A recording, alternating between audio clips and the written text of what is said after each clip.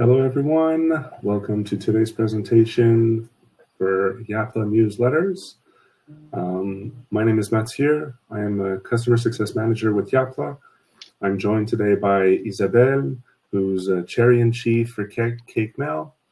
Today we'll be learning about this new integration for Yapla with Cake Mail, allowing you to manage your newsletters, your contact lists, and we'll see exactly how the partnership between Yapla and Cake Mail can improve your management and creation for newsletters. So I'll give the mic to Isabelle, and we'll move forward from now. Hello, nice to meet you. I've met, thanks Mathieu, I've met some of you already, I think, for the last webinars. It was on content, and invite you, if you haven't watched it yet, to go. It's available online. And now today, we're going to talk about your most precious asset, which is your contact list.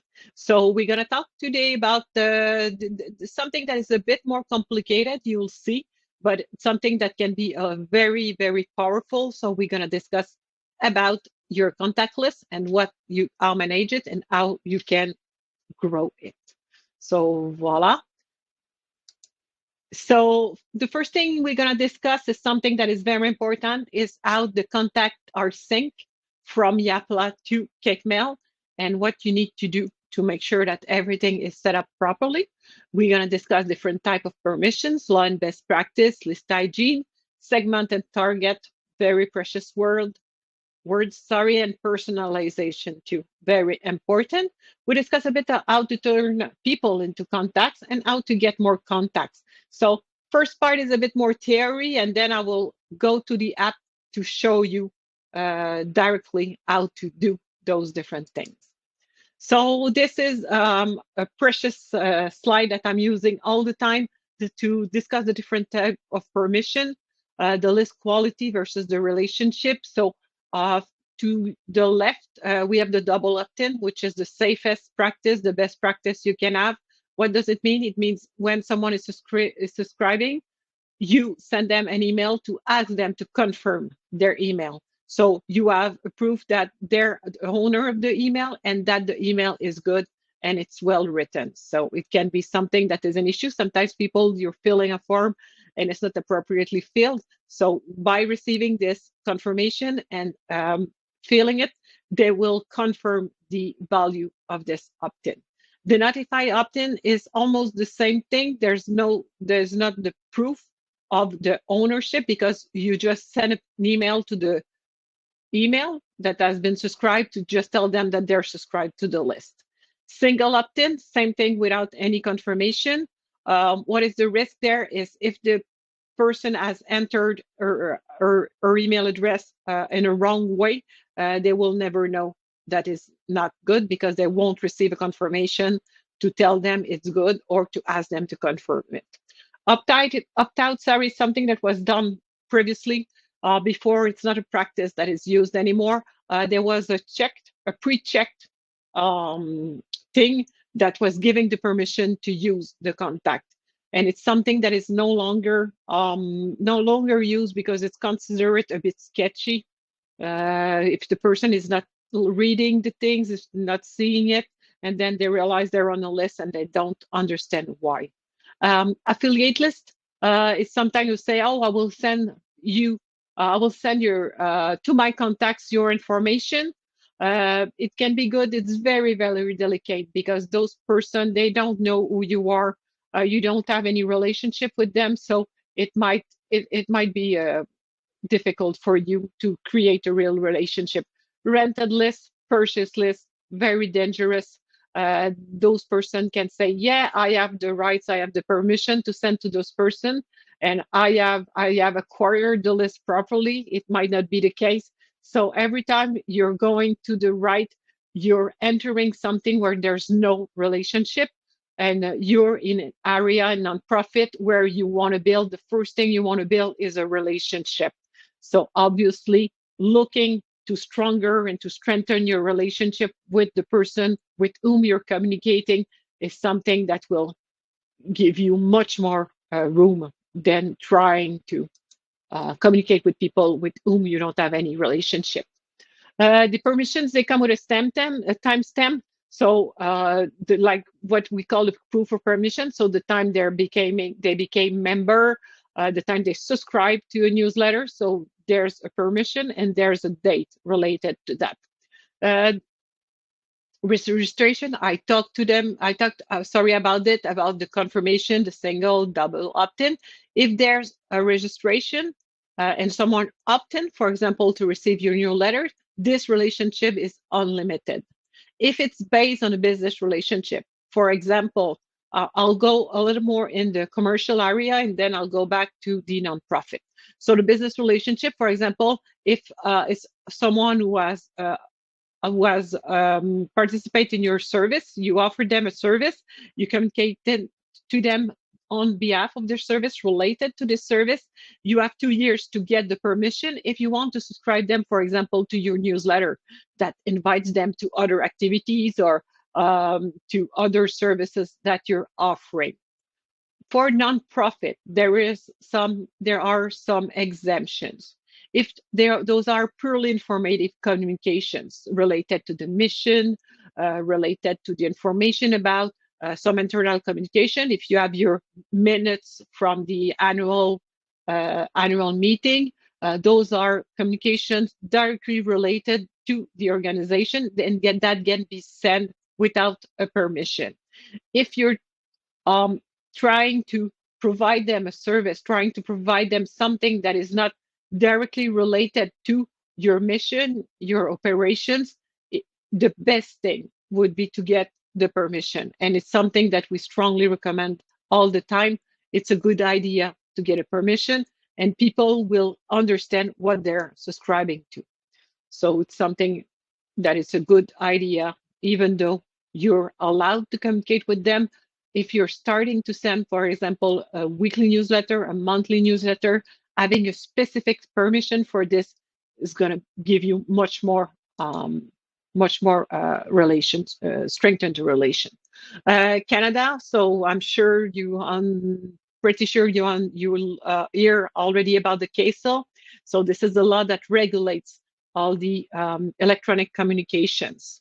So the main things into that, we discuss it in the webinar on the content. You need a physical address, an unsubscribe link. You need to react to those claims when people want to be unsubscribed. So this is something important. And also in Quebec, we have the privacy protection law, which means every time in Canada, there's something a little bit similar, which is the PIPEDA. So every time that you're using or you're getting the information, private information from a contact, they need to know how you will protect it and what you will do exactly with it. So this is the privacy protection law that is now in place.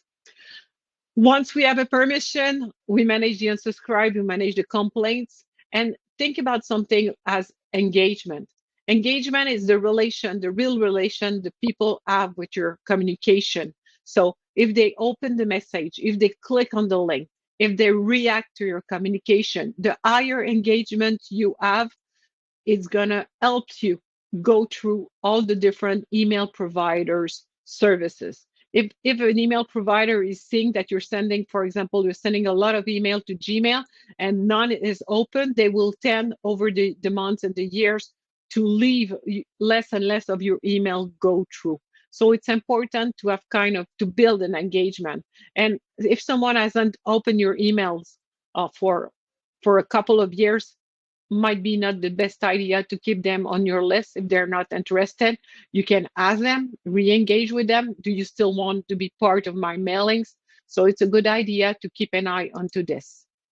If you're importing your contact into a new list, for example, you have a contact list external to, we'll talk about the sync from Yapla, but for example, if you have from external services, or you've never had used email before, ensure you have permission and dated evidence. Only import active contacts. So no need to import the unsubscribe or the bounce contact. There's no miracle into that. If a contact is bounced, if the address became invalid, there's no way by changing email provider that those contacts will suddenly become valid. So it's something that it's important. If a person is unsubscribed, please respect this. Don't force them into subscribing. It's a very bad practice, and the relationship you will develop to this person will not be based on confidence. Prioritize engaged content. I'll talk about this a little bit earlier. Look, if they open your contact, if they open your content, sorry, regularly, if they look into your emails, those are the people that are interested about what you're doing, and those are the ones who you need to communicate with. There's some a little bit technical. Use the CSV file separated by comma. It's different, but it's ballpark information that is useful. And validate your file during import. Are the correct field populated? I will show you a little bit later.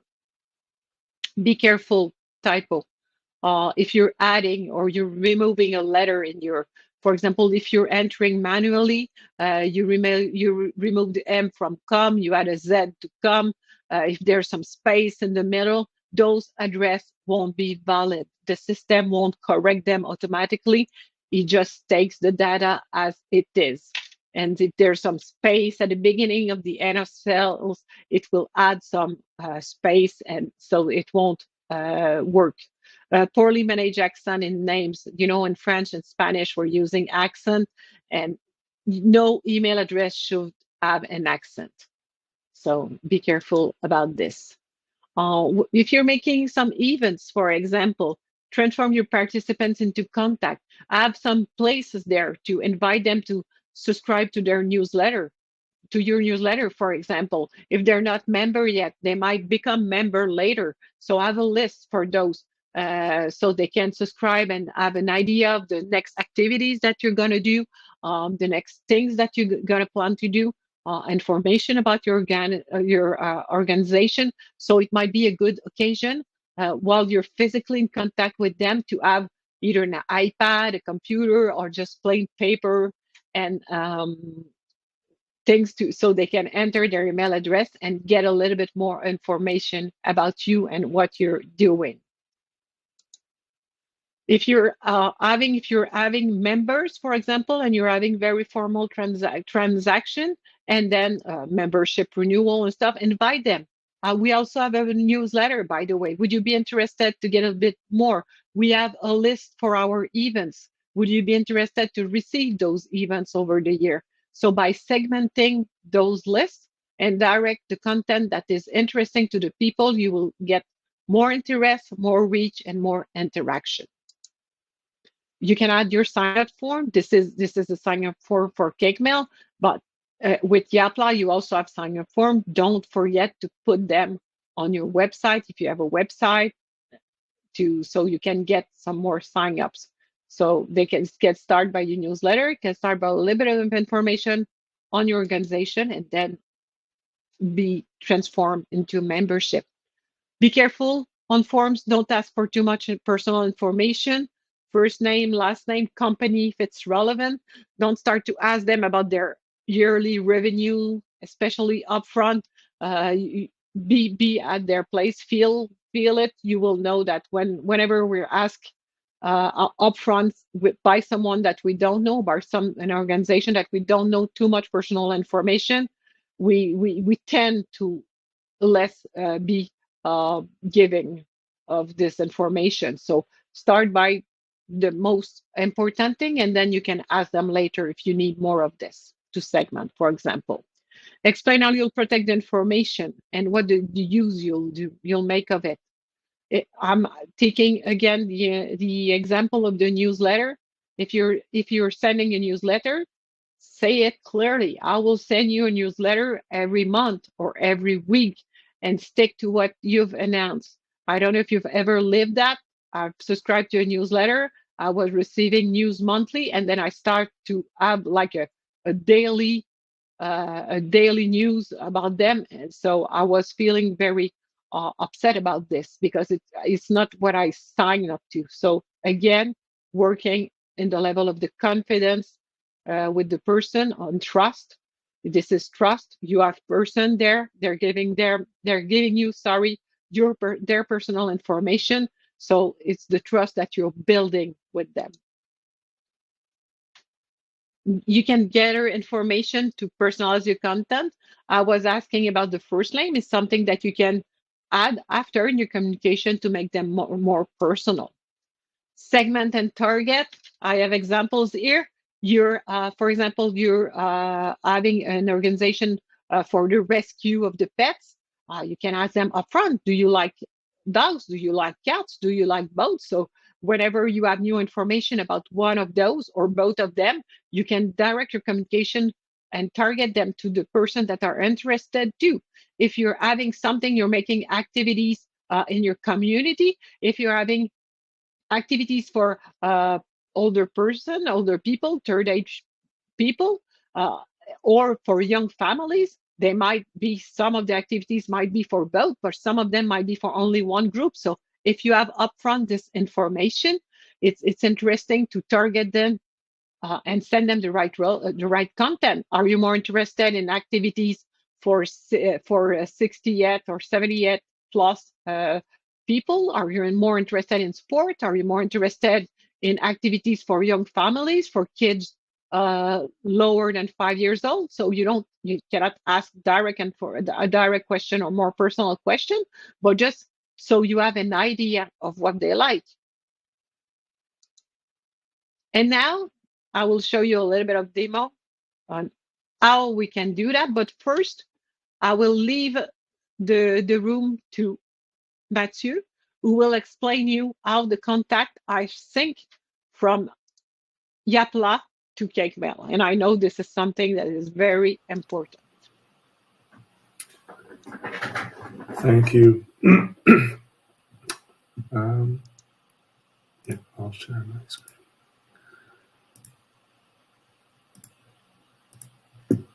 So everything that Isabella's mentioned previously is really important, and we try as much as possible with Yapla to take into consideration how we provide the information from Yapla to CakeMail in order to create your contact list, but also to segment those contact lists and make sure you're targeting the right people. So as probably most of you know, Yapla offers different functionalities, members, events, donations. We have contacts that will gather the information from all the people that went through one of those three processes. And essentially, each interaction that people have with the platform, so if they become a member, if they register to an event, if they make a donation, will leave a trace of that interaction in their contact file. So if I become a member, the system will assign the group active member and whatever membership type I've selected to my contact list. Same thing goes with the events. So depending on the events that I registered to, a group will be assigned to my contact file, and same thing for donations. What this allows is to gather that information about the interactions that someone has with your organization and make sure that their contact file get all of these groups. So within my contact file, for example, Isabel from CakeMail here, they have contact information, contact events, and donations. So that person specifically has been registering to the member campaigns of Yapla, of that account. Automatically, contact within Yaplas are being transferred and synced to the newsletter functionality. So when we are looking into the contact list here, I would be able to find all of the contacts that I have within Yapla within that system. Now, obviously, we can see that in Yapla, we only have 3 people, but within the CakeMail interface, we have 42 contacts, meaning that there's either an import of a contact list that's been done, or we've manually added members to the contact list. So the good thing about Yapla is, like I've said, we keep track of the interactions. What this allows you is to create specific newsletters that are targeting people according to their needs, according to their interests. So for example, we could create segments and then use the interests that are essentially the groups from Yapla, and then go within our tag list and add people. So if I have active members, people registered to event, I will have tags that are assigned to those interactions. And once I've assigned an interest with a tag, the system will automatically filter all the contacts that are having those criteria met. So for example, it could be contact ID. So essentially, we're looking for the ID of that contact. It could be the email address of the person. So if we look at, for example, everyone with an I in their plus Apple, and then we can go for contains instead of is exactly. So if I look for Isabel or Isa, I can see here that I have one email address that corresponds to the conditions that I've applied. And this can be done through different criteria. So like I've said, email address, linked activity, email activity, the different tags, and the different interests. So for interest, for example, we have different tags here that have been created either manually or through the Yapla interactions. So if we look at membre actif, so active members, essentially it will give us all the contacts that have an active membership with Yapla. Same thing could be done with a specific event or a specific donation campaign. So the goal here is to create segments that will be representative of the target audience that you want to use for your newsletters. So for example, I could do active member here. And essentially, every time that I will have a new member registering through Yapla, their contact information will be taken from Yapla, synchronized with CakeMail, and their contact file within CakeMail will make sure that they answer those conditions. If they do, then they will be added to the contact list that will be used to send out your newsletters. Now, the really good thing is, like I've said, the availability of different tags and groups to synchronize your contact list. So this is really important when you're creating your different membership types, your different events, your donation campaigns, to make sure that you have some form of logic behind the communication that will follow up. So it's a good thing to have just like one membership type. You're a member or you are not. But sometimes it's also a good thing to have more membership types that will allow you to target your audience a bit more precisely and then provide content specifically for them. So like Isabel said previously, with newsletters, the key is to target accordingly the contacts that you have with the interest that you're offering or the different messages that you're offering. So whether it's for your events, your donation campaigns, your membership management, it's always a good idea to think about how you want to communicate with people once they've registered, once they are within the ecosystem of your association or your organization. So when you're setting up your memberships, when you're setting up your events, always have in the back of your mind, how am I going to contact them afterward? How do I want to reach out to them, to invite them to other events, to invite them to activities, or to simply give them feedback from everything that you've been doing throughout the year? So that's really the key between Yapla and CakeMail, is the possibility to make sure that you are targeting the right people with the right content. Now, obviously, there's contacts that are either fictive or it's simply a key holder for logging into the membership space. So you have to take into consideration the possibility that you'll have to unsubscribe people from your newsletters, especially if you're transitioning from the old newsletter software that Yapla was using to the new one. Over the year, there's most likely rebounds. There's most likely fake accounts that have registered to your newsletters. So before transferring all of your contact in one fast sweep into Cake Mail, it's a good thing to sort of clean up your database in regards to your newsletter contacts. Once you figure out, if you're not able to remove them directly from your active database of contacts, it's always possible to go back into Cake Mail and then have the possibility to exclude people from your senders list. So if I can go from here, Mathieu. Yeah, thank you. I can go from here because I manage this part a little bit. Yeah, it's great. Thank you. Thanks a lot. It's very important, as you said, it's very important to keep a status of the contact that is updated. So I will add a bit of information. So this is my list English. So when I imported, actually when my contact were synced from Yapla, I had some English contact that have been pulled in my English list and some French contact that have been pulled in my French list. So I added more contact, but if you can see, if I go into my French list, I have some information, and if I go into my English list, you will see that those are the members, membres actifs, and though we're looking into my, if you look, they're synced with my list. So it's important that you understand that your list, if you're using only contact in English, just populate your list in English. It's not an option, but if you're having contact in both lists, they will be divided in list in English and in list in French.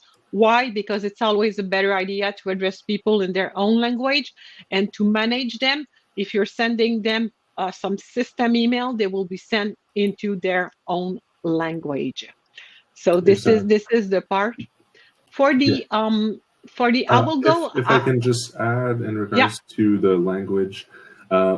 Within Yapla, there's different criteria that will specify what language has been assigned to a contact list. So by default, if you are not requiring people to select their language, either French or English, they will be assigned the language of your account, your primary language.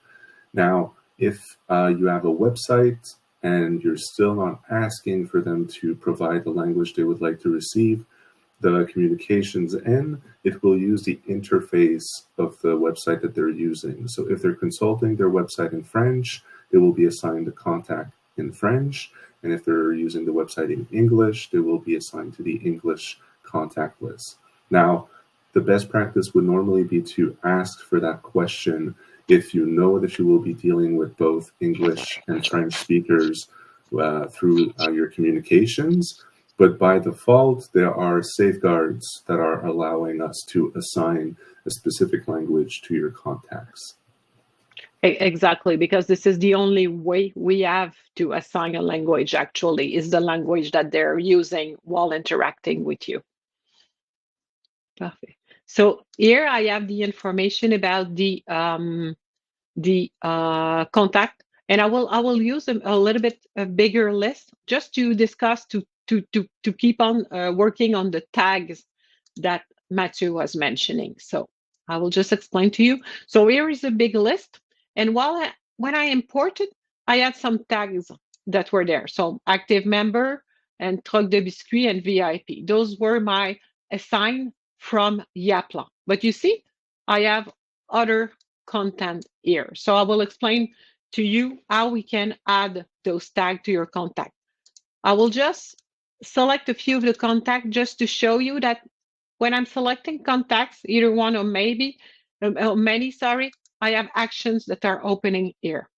The interest is something that we're not using for the moment. It's something that is more related to when you use the forms on Cake Mail, but with Yapla, you tend to use more the forms on Yapla, which is good because they will populate your members, and it's the most important thing. You can add or remove tags. So if I'm clicking into this, I have the existing tags that I have, or I can add a tag by simply clicking member. You see this? So this is a new tag that I'm creating, or event October. So if I'm creating the tag event October, I'm just creating it, and those contact will be immediately tagged event October. I'm keeping on using this menu because it's important. It's an important menu. So I'm using those contact. I can add a remove tag. I can untag them also by the same way. So if I'm going there, I see that those are tagged for those, and I can just click and they will be untagged from one of the tag. I'm adding those things. I have two things important in the menu: unsubscribe or permanently delete. What does it mean?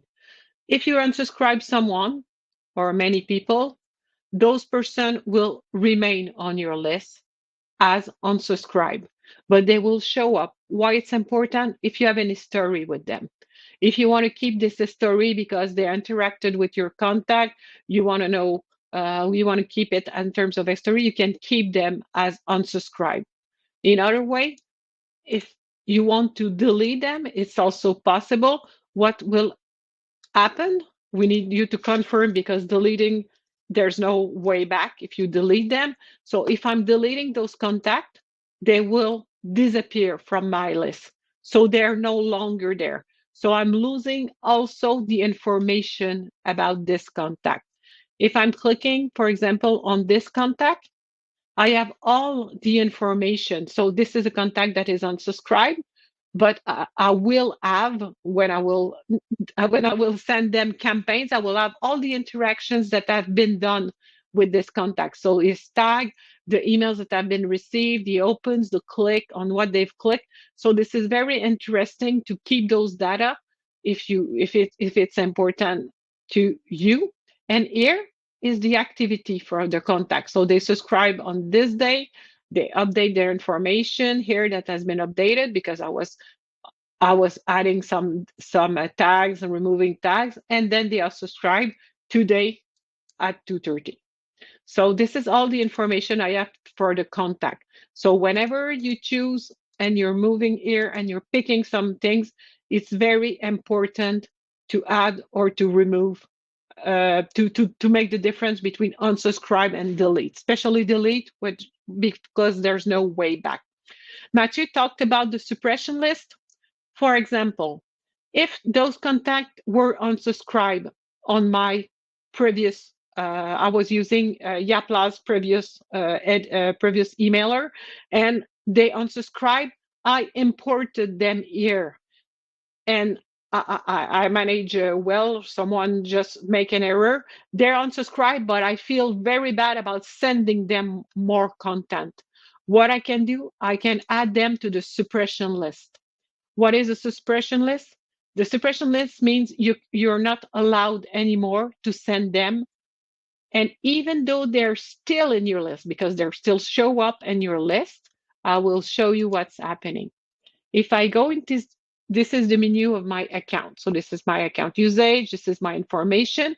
If I go into account, so I have my profile, I have all the information, and I have my suppression list. So here, those are the contacts that are added to this list. So those contacts, even though they're on the list, even though someone has made an error and has imported some contacts that were unsubscribed, I just add them to this list, and it's very safe. If you have a bad experience with someone, they say, unsubscribe me, there's an error, you subscribe them, and they say, if you ever send me something, I'm going to be very nasty, I will declare you as spam, blah, blah, blah. Just add them to this suppression list, and you won't be able, even though they're part on another list, you won't be able to send to them anymore from this account.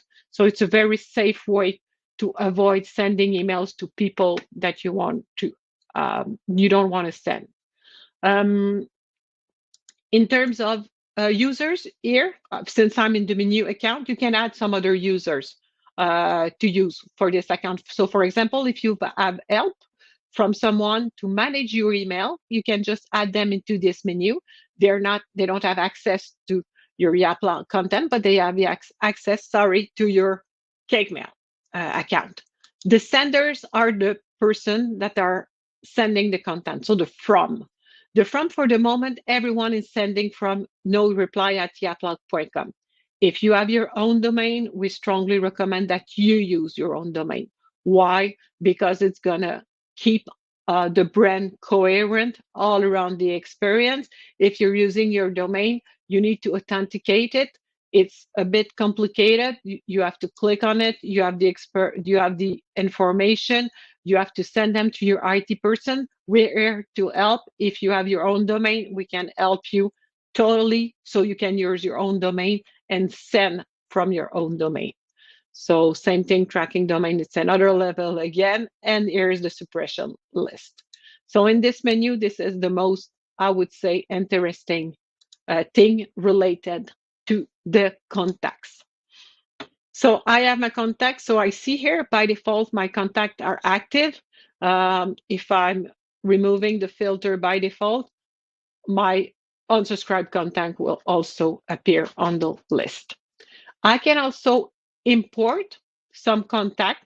For example, if I was using Yapla, all my contacts were synced, but I was using Yapla Newsletter, for example, to send my emails, and they were in Yapla Newsletter. There were some contacts that are not members, that are not part of Yapla, or I was using another tool. So the best way to import, so I will use my list in English. It's important. Be careful, you will have to list by default. So make sure that you're using the right list. So by default, I will go into this list and I will import some contacts. If I met someone, they want to be on my list, I can add a contact individually.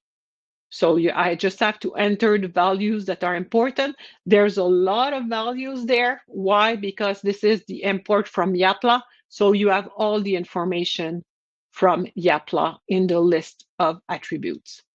So I will redo it. So I'm using the little plus, and then I'm importing the contact.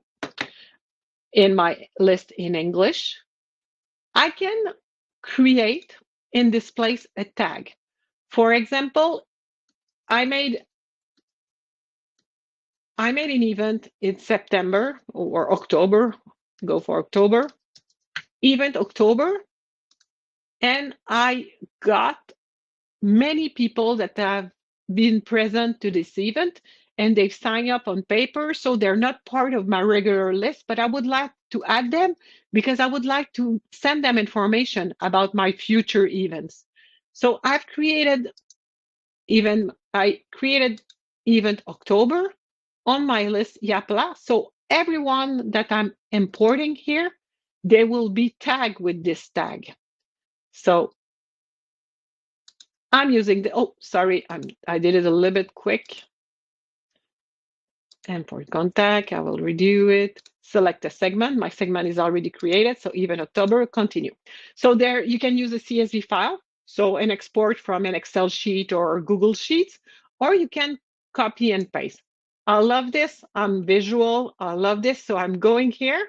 I have my list of clients, of a person that were present to my event. I'm simply copying them, and then I'm pasting them here. Voila, first name, email, and then I'm clicking on continue. I was telling you this is important to make sure that you sync. This is easy. I have only 2 columns, first name and email. So this is easy. But sometimes when we import, it can be like the first name is at the place of the last name and something else. Please check, double check, triple check, because if you import and they're in the wrong column, they will show up in a different column. They will create a different column or show up. So when you will make some search, you will make some export, they will never be on the right place. So it's important that you make sure. So this is first name, this is email, looks good. I can change the name. Email doesn't move because email is really the core of everything. And this is first name, so this is good. But I can add column, I can add information. And you see here, my tag is selected. So when I'm importing, you are the owner of your contact. Even though you're using a third-party platform, you're the owner. So you're the owner of the permission with the relation with those contacts. So you're putting them there, but you're the manager of those contacts. So I can add more contact. I'm done. I'm just closing here. And you see, I had two contacts here, and today I import all those contacts. And if I go here, I have they all tag with event October. So here, those the one that were there, and those are all the ones that are my new contact. I made a mistake, or Suzanne called me and she said, I no longer want to receive information about you. I unsubscribe her. She will disappear from the list. And Sonia said, I'm not interested in your event. Please don't send me content about your event. So I untagged her from the event October. So Suzanne is unsubscribed for my old list. So Sonia is interested, but she doesn't want to hear about my event. So every contact, you can manage them globally or individually. And here, I will create my filter. Mathieu showed up a little bit. I will just review this because this is very important and powerful. So this is my list. I have 43 contacts, and I want to create a segment. So I'm creating a segment. So this is for my event November, for example. I want to invite them to my event for November. So simply, I can choose different. So I can base it on email address like Mathieu showed, or I can also use, for the moment, it's not possible, but we have a webinar in a couple of weeks about data and analytics, and we will use this. So email activity. So for example, I want to send a reminder. I had a very important notice to all my members, and they need to read it. I can use email activity, or I can use link activities. So my form was a link, and I can select this link and see everyone who hasn't clicked on this link. So linked activity did not click. So, and then I can pick my campaign and I can pick my links. So I can send them precise content and make sure that I send more emails to remind people to act on my emails. For the moment here, I can also select here, I'm selecting the tags. So the tags as event October. So I remind you, those are the ones that I want to invite specially for my event. I want to also invite my VIPs. So I can add a condition. It can be end, but end, they're not even October. So I would say or.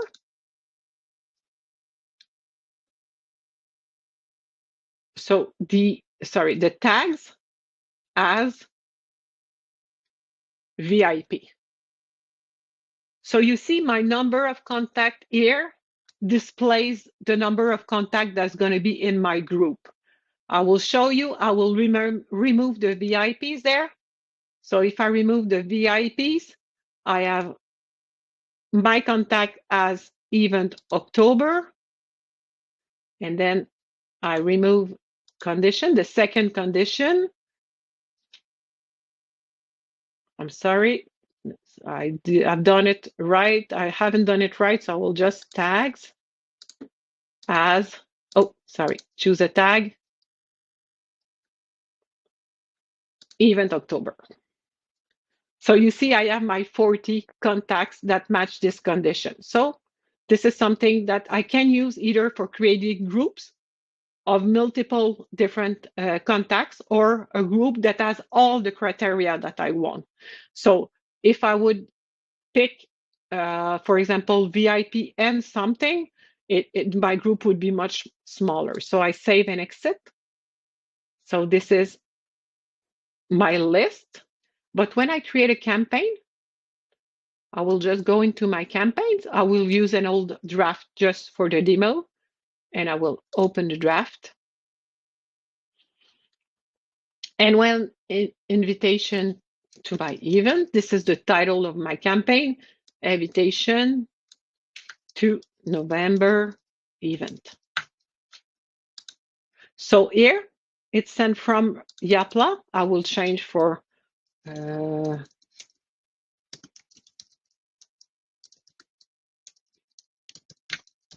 so Family House. This is the name of my organization. The address is no Yapla.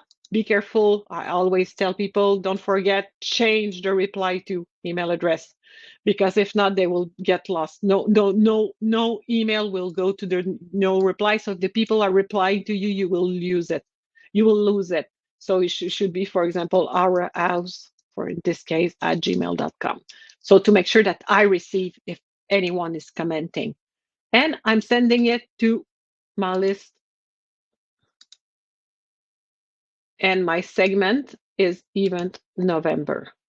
So why I had 40 subscribers when I was looking at it, and now I have 39? Because one of them is unsubscribed, so it won't be sent to. So then I can plan my campaign. So it does give you a little bit of information on how to use this to create different types of campaign. And as Matthew said, once you have determined, for example, the group in Yapla, they will be added when the sync with CakeMail is done. So if you have new people that are members and you're making a group for members, this will increase as much as when you have new people that are becoming your Yapla members. So this is very interesting. And as Matthew said, I love how he said it, plan it in advance, look for what you want to do. And then when you use it, create your different group to send them your different contact, and they will be updated automatically. So you won't have to act on it. Your list is going to grow naturally while you're doing it. So for the moment, it would be good for this topic. So unless there's some questions, I would be done with that demo for today. So there's a couple questions. The first one is, what happens if someone tries to register after I've unsubscribed them or added them to my suppression list? If someone is trying to register, but for example, if they've done a complaint, because the people that will go to the suppression list are also the people who have complained. For example, if they made a complaint for spam and they want to register, they need to send you an email telling, I'm sorry, or not I'm sorry, but I would like to register again. And then if we have a proof of this, we will register them, but through the system. If you've done it manually, I will just show you. If it's something that you've done manually, you can just re-add them to the brand. So if I'm I'm sorry, I'll go back into my account. I'm going to my suppression list. Those I can unsuppress them. So for example, if Monique says, oh, I'm sorry, I asked you to not receive that, but finally I want, you just go and unsuppress her email from this list, and she's been unsuppressed, she will go back into your list. And for someone who unsubscribed, they can resubscribe again. They can resubscribe again, and they will be added to the list. Sounds good. Another question we have is it possible to use or to update the contacts information using the import tool? So instead of just like adding new members, is it possible to modify the information of a member or multiple members through the import tool? This is the best way, I would say, to do it, unless there's something that you need to sync with Yapla. Because with Yapla, there's a sync in one way, but it doesn't sync the other way around. Mm-hmm. But if you want to add information specifically for your newsletter, this is really the best way. The core of the list is the email. So the email, you cannot change it, but everything around, for example, we were talking about the language. If you have your list, you have an export of your list, and then you can add, for example, manually something for French, FR, and something for English, EN. And then you document everything in this list, and before you import it, it's going to be imported, and all this data will be added to the email address. So yes, for doing something globally, the import, the massive import with all the updated information is really the best way to do it. Same thing if you want to add a tag, for example. I can do that and go and tag them.